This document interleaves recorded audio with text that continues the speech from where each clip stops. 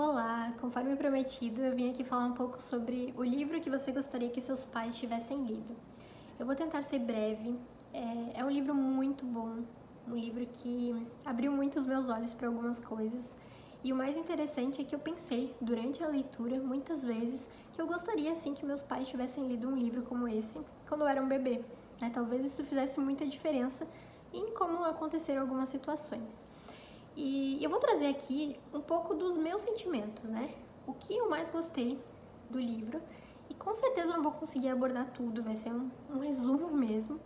Mas vale a pena, né? Se alguma coisa desse vídeo te interessar, procure esse livro porque vai fazer bastante diferença. E a primeira coisa que mais me marcou no livro foi a respeito da criação de laços.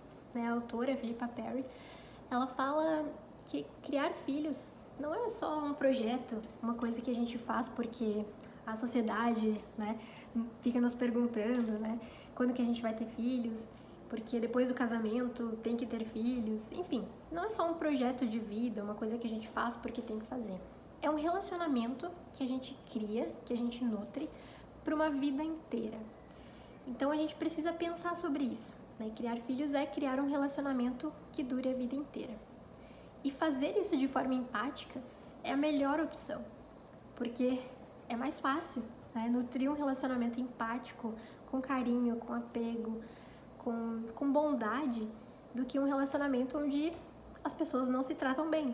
Né? Isso parece muito óbvio no mundo dos adultos, mas às vezes a gente fala e pensa nas crianças como inferiores de alguma forma, né?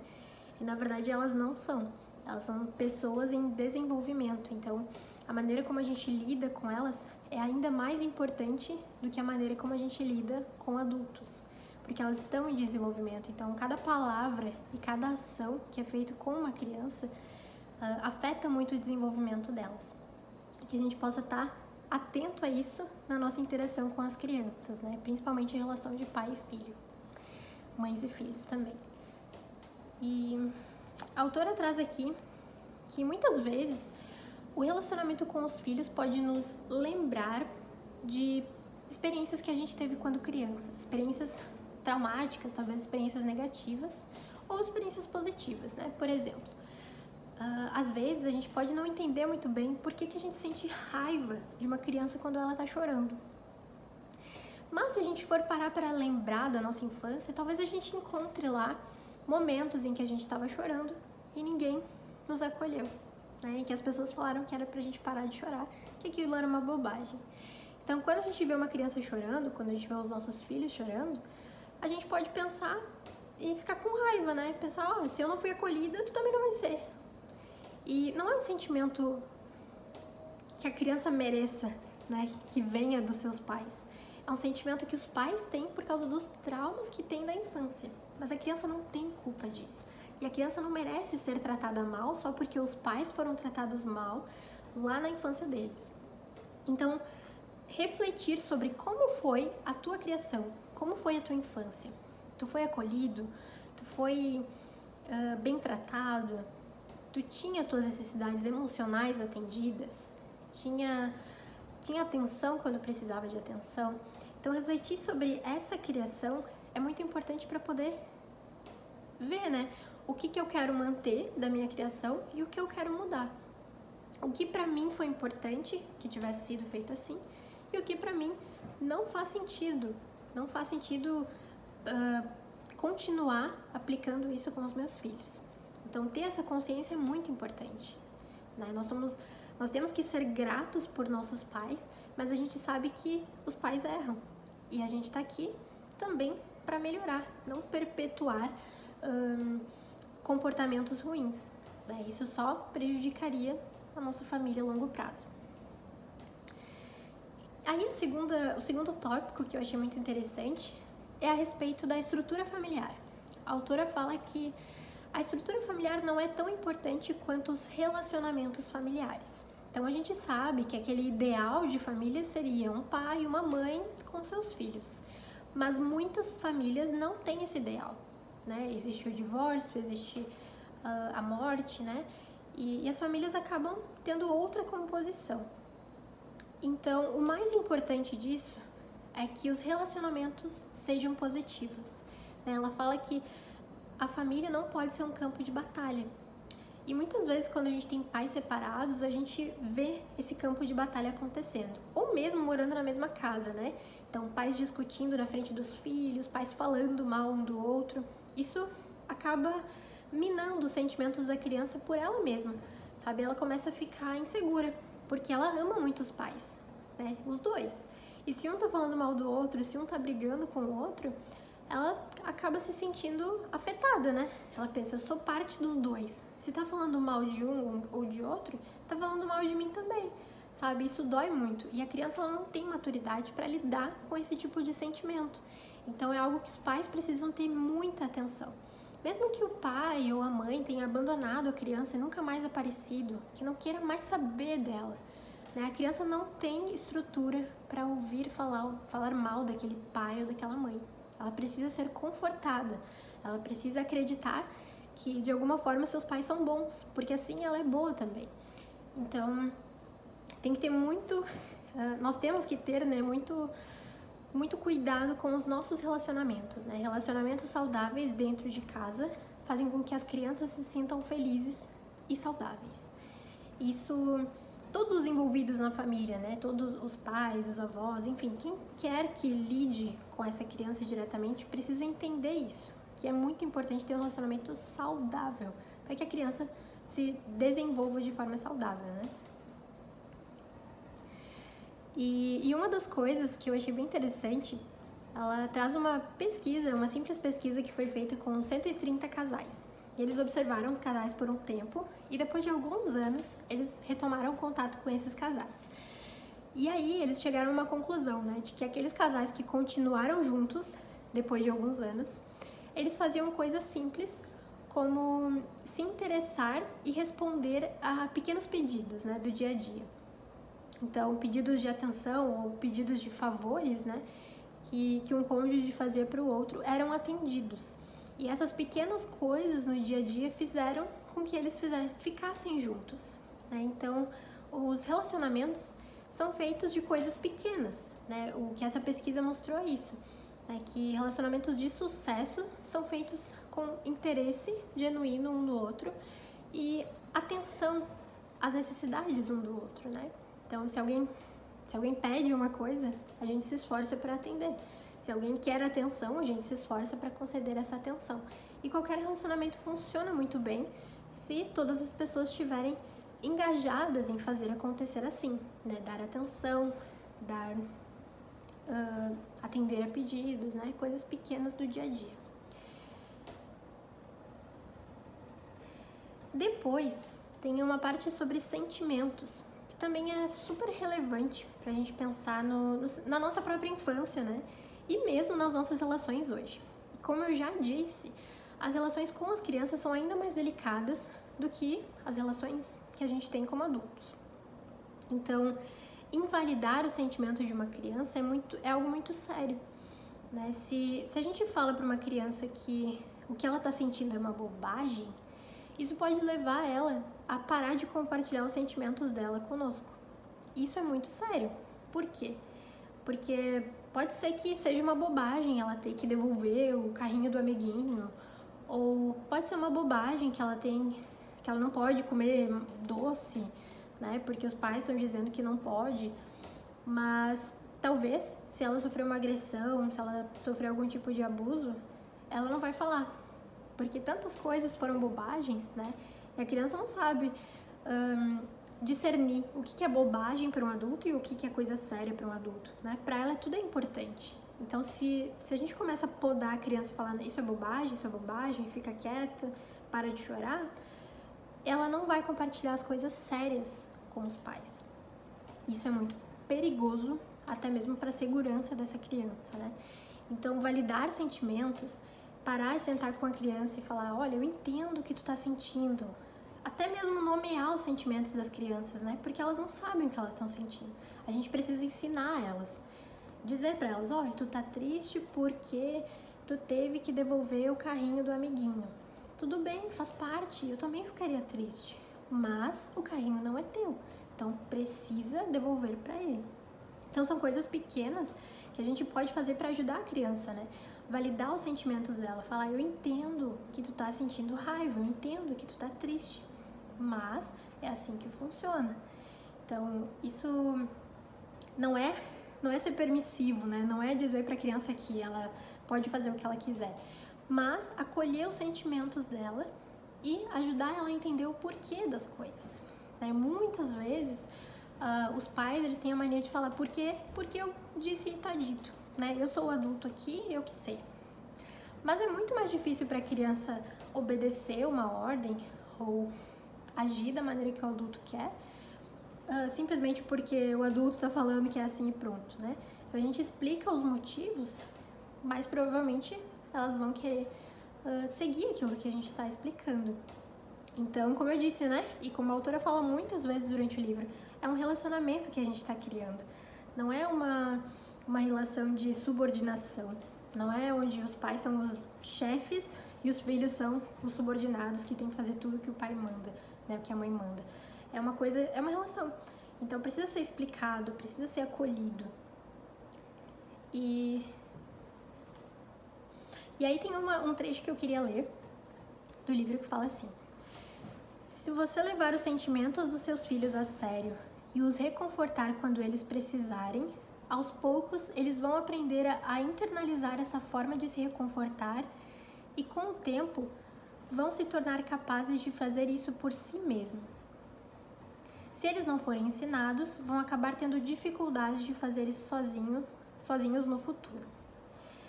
Então, a gente precisa acolher eles, porque assim eles vão conseguir acolher os seus próprios sentimentos e ganhar essa maturidade emocional com o passar do tempo.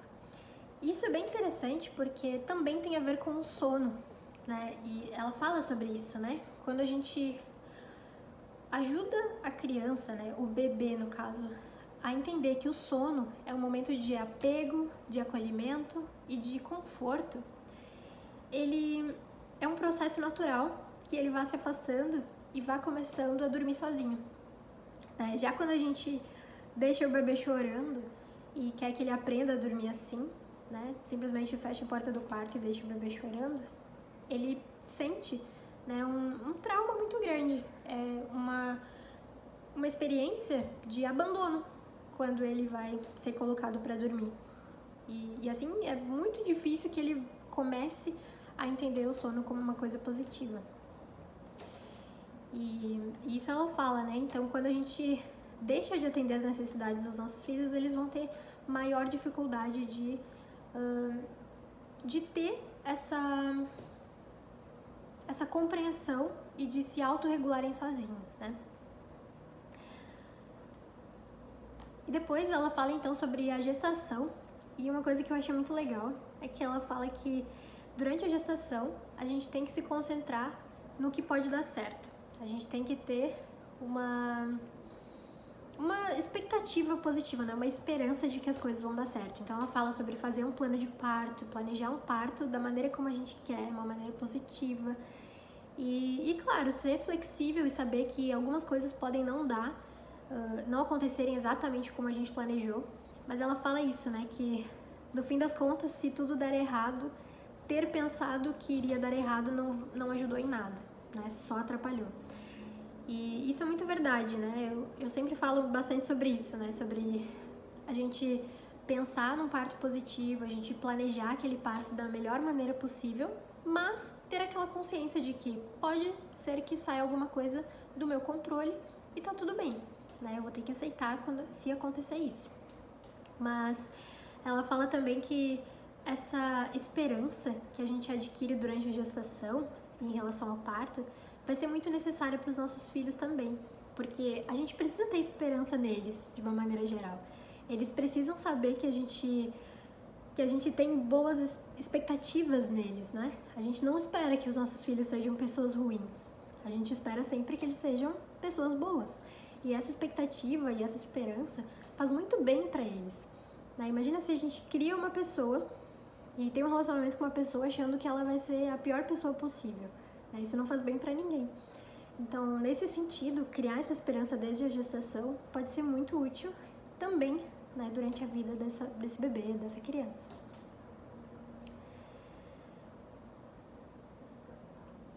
E aí, sobre os bebês, ela traz também esse pensamento, né? Essa lembrança, na verdade, né? Porque todo mundo sabe disso, mas é uma coisa que a gente não costuma pensar muito, né? Que os bebês, eles estão vivendo tudo pela primeira vez. E quando a gente vive algo pela primeira vez, como a gente quer ser tratado?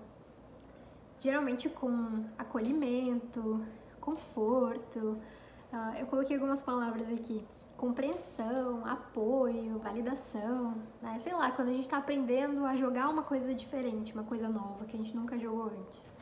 A gente quer que as pessoas nos ensinem, que tenham paciência, a gente não quer que ninguém saia gritando com a gente, brigando porque a gente não sabe jogar direito, né? E muitas vezes é o que é feito com as crianças, né? Os bebês, eles estão aprendendo sobre o mundo, eles não sabem nada, eles vão aprender com a prática, eles estão sempre observando e aprendendo o tempo todo. E a gente pode ajudar ou atrapalhar esse aprendizado deles. Isso depende de como a gente lida com eles. E é muito importante saber isso, né? Importante saber que os bebês, eles estão aprendendo e a gente também aprende muito com eles. Mas a gente precisa observar os bebês, né? Sair do pedestal de achar que a gente é a melhor, né? Que nós somos as melhores pessoas do mundo e super superiores aos bebês, né? Entender que eles precisam muito de nós, mas nós também temos muito a aprender com eles. E aí uma coisa bem interessante que ela traz aqui é um fenômeno, né? Que quando tu coloca o bebê no abdômen da mãe, ele geralmente, né, um bebê recém-nascido, ele vai procurar o peito e vai começar a mamar sozinho, né? Não é necessário que a mãe faça nada. Então, essa pequena parte, né, esse pequeno ato dos bebês nos mostra que eles são sim muito inteligentes, né? Eles têm instintos que ajudam eles também. Então a gente pode parar de subestimar eles e observar como eles se comportam, o que eles precisam, né? A maneira que eles têm de se comunicar com a gente. Ela fala bastante sobre o choro também, né? Que existe algo chamado choro coercivo, que é aquele choro desesperado que faz geralmente a gente parar tudo que a gente está fazendo e atender ao bebê, né? E que esse choro coercivo, ele não é algo negativo, é uma estratégia de sobrevivência que o bebê tem. Para o bebê, qualquer incômodo é um sentimento real, é um sentimento que ele tem, uma necessidade que ele tem de ser acolhido, de ter alguém ali por ele. Então o bebê, ele não é mal intencionado quando ele chora desesperado. Se ele chora desesperado é porque ele está desesperado. Então entender isso também nos ajuda, né, a pensar, poxa, eu tô cansada, esse bebê não para de chorar desesperado. Mas por que ele tá chorando desesperado? Porque ele tá desesperado, não importa que seja algo pequeno. Ele não sabe diferenciar o que é pequeno e o que é grande. Então ter essa compreensão de que tudo é grande pro bebê, tudo é a primeira vez. Ele tá aprendendo. Então se ele tá desesperado, não tem mal nenhum em acolher ele, né? E muito pelo contrário. Ela também traz no livro, né, que os bebês que são acolhidos, que ficam no colo quando estão chorando, que ganham carinho e acolhimento quando choram, quando precisam, eles acabam chorando menos do que aqueles que são deixados para chorar sozinhos. Então, sim, os bebês param de chorar uma hora, né? Que é uma técnica, uma tática que se usava antigamente, de deixar o bebê chorando para ele ficar bem. Sim, ele vai acabar parando, mas ele vai sentir um sentimento de abandono muito grande e também vai chorar muito mais do que aquele bebê que é confortado. Então, é um dado interessante, né, pra gente refletir também. E aí ela também fala sobre o brincar. Brincar é muito importante para a criança, né? Brincar é a forma que a criança tem de trabalhar, de se desenvolver. Então, tudo que a criança faz é brincando, tudo que ela aprende, geralmente é brincando. E aí, tem uma coisa muito interessante que ela fala, assim, que eu achei muito, muito legal. Que, geralmente, quando os pais não querem dar atenção pros filhos, tipo assim, o meu filho tá brincando e eu tô aqui tentando fazer alguma coisa no computador, tô trabalhando, sei lá. E o meu filho vem e fica toda hora me chamando pra brincar. Vem brincar, mãe, vem brincar.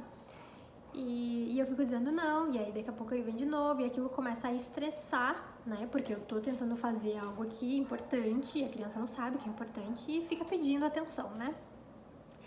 E aí ela propõe, né, que os pais tentem, logo que a criança vai começar a brincar, que eles se introduzam na brincadeira, brinquem um pouco, e depois avisem, agora eu vou trabalhar, continua brincando sozinha. E que geralmente isso torna a experiência muito mais agradável, tanto para a criança quanto para os pais. Por quê? A criança ela recebe um pouco de atenção, né? A mãe ou o pai brincou com ela e depois a mãe avisa, né? Agora eu vou trabalhar. Então ela consegue ter esse conforto e esse entendimento de que, bom, já brincaram comigo, agora vão trabalhar.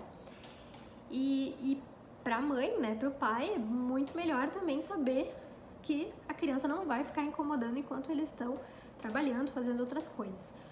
Então, às vezes a gente age de uma maneira, né, esperando um resultado, mas na verdade era só mudar essa tática e talvez as coisas acontecessem de maneira diferente, né?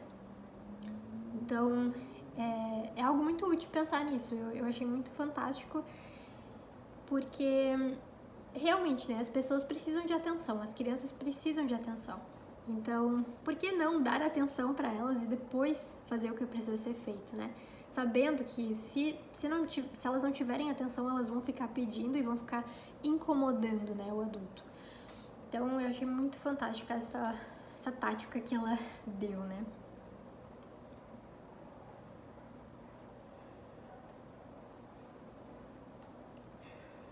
E aí, por fim, tem a parte, né, de que todo comportamento é comunicação.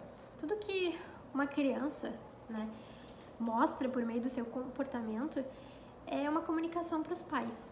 Então, se uma criança ela faz a famosa birra, né, se ela grita, se ela chora, geralmente ela está comunicando algum sentimento que ela tem. E aí voltamos naquela parte de validar os sentimentos, né? Procurar entender o que a criança está sentindo, por que ela está se comportando daquela maneira. Muitas vezes a criança ela faz a birra porque ela quer atenção. E se ela não recebe uma atenção positiva, ela pensa, é melhor que eu tenha uma atenção negativa, então vou fazer aqui uma birra, vou chorar, vou gritar e eles vão me dar atenção. Nem que seja me dando umas palmadas, mas vão me dar atenção. Então, às vezes a gente acha que a criança é inconveniente, que ela tem um comportamento inadequado, mas talvez nós estejamos tratando elas de maneira inadequada, né? Não estejamos dando a devida atenção, né? E aí entra muitas coisas, né, que a gente tem na atualidade, como as telas, né, o uso das telas, deixar a criança muito tempo na tela, ou então que as pessoas fiquem muito tempo na tela, né, os pais, os cuidadores, e não deem atenção para a criança. Isso também gera um estresse, né? Então, não sei realmente o que é pior, né? Deixar a criança numa tela, ou então os cuidadores ficarem numa tela e ela querendo atenção. É uma coisa que precisa ter um equilíbrio, né? Tanto a quantidade de tela a que a criança vai ser exposta e também a quantidade de tela que ela vai ver os adultos sendo expostos, porque isso faz diferença também para ela. E se a criança quiser atenção e a pessoa estiver ali querendo ver um filme, ou usar o computador, ou usar o celular, pode prejudicar bastante ela, né? Ela vai pensar que aquela tela é mais importante do que ela. E parece uma bobagem, mas se a gente se coloca no lugar da criança, isso faz bastante diferença, né? E aí, tem uma coisa muito interessante também que são pequenas coisas assim no livro que me chamaram a atenção, que valeu muito a leitura, né? Ela fala aqui sobre aqueles momentos constrangedores em que os pais falam, agradece o presente do fulano, e a criança não agradece, né? E ela fala assim que é muito mais fácil o pai ou a mãe, né, agradecer a pessoa que deu o presente, mostrar pelo exemplo o agradecimento, do que ficar mandando a criança agradecer. E isso, nossa, eu me identifico muito, porque é muito irritante para uma criança ou adolescente ouvir agradece, sabe? E aí ela fala também, né, que o momento de tu ensinar a gratidão para os teus filhos pode ser numa brincadeira, né? Então, quando teu filho, a tua filha vem te oferecer um chazinho, uma comidinha de mentira que ele preparou, né? É um bom momento para tu ensinar ele a dizer obrigado, né? Tu aceita aquela xicrazinha de chá ou de comida e diz muito obrigado. Então, é por meio da brincadeira e por meio do exemplo que as crianças vão aprender, né? Não é tanto pela autoridade, né, que os pais eles querem tanto ter. É pelo exemplo, é mostrando aquilo que a gente é, aquilo que a gente faz, que elas vão saber como agir, como fazer também. E, por fim, tem até uma parte que eu compartilhei no Instagram, que é a respeito da vida adulta, né? Ela fala também sobre a adolescência, a vida adulta, então tem muita coisa que eu não vou falar aqui, porque o vídeo também já tá bastante longo. Mas ela fala sobre como é importante a validação dos pais. E continua sendo importante por toda a vida. Então, assim, desde o bebezinho, a criança, o adolescente, o adulto, faz muita diferença os pais darem um elogio, né? Falarem que tem orgulho dos filhos. E eu falo por mim, eu sou muito feliz e muito grata toda vez que os meus pais me elogiam e falam bem de mim, né? É algo que me satisfaz muito e é algo que eles fizeram comigo desde criança. Então, fez muita diferença no meu desenvolvimento, com certeza, e ainda faz hoje. Então, no livro ela fala, né, que, agora eu não lembro a idade certa, mas a alegria que um filho de 75 anos tem de ouvir um elogio de um pai de 100 anos, né, também é muito importante. Então, vai ser tão importante para ele quanto um elogio daquele pai quando ele era uma criança. Então, nunca é tarde, né? Se tu identificou aqui que algumas coisas estão sendo feitas, né, de maneira que não são tão agradáveis, de maneira que não fazem tanto sentido, né, para criar um relacionamento saudável com teu filho, nunca é tarde para mudar, sempre dá tempo.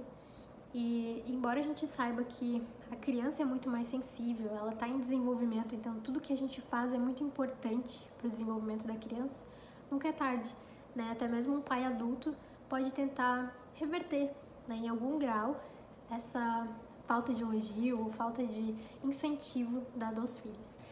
Então, eu gostei muito desse livro, com certeza eu não falei muitas coisas, então vale a pena a leitura. Se tu gostou de alguma coisa que eu falei aqui, compartilha esse vídeo com outras pessoas, com outras famílias que talvez gostem de saber um pouco mais sobre criação empática e como isso é importante, como faz diferença na vida das crianças.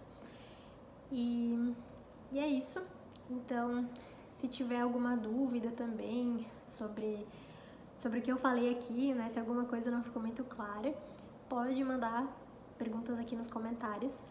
Mas esse foi realmente um resumo de acordo com as minhas percepções do livro. Com certeza, se tu leu também e tiver uma percepção diferente, algo que te chama mais atenção e que eu não comentei aqui, pode comentar, porque é um livro bem importante. Espero que através desse vídeo muitas pessoas possam ler também.